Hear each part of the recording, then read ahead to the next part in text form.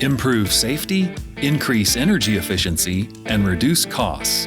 These are all the things that the City of Mobile, Alabama has addressed in updating their old and inefficient lighting. To keep things simple, the city wanted to minimize the number of SKUs to complete the project. Cooper Lighting Solutions was able to utilize one fixture type for all the various roadway applications, the StreetWorks Navion. The Navion Lumiere offers a wide variety of optical distributions and features, making it a great solution for roadway and high-mast applications. Another key requirement for the city was for the new light fixtures to allow for fast and easy maintenance. Since the project was in high traffic areas, this helps minimize interruptions to traffic and helps keep their contractors safe by getting them on and off the job quickly.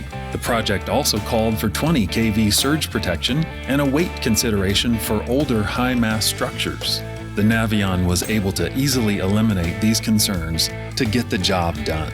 From roadway to high mast, efficient LED lighting can improve safety, increase energy efficiency, and reduce costs.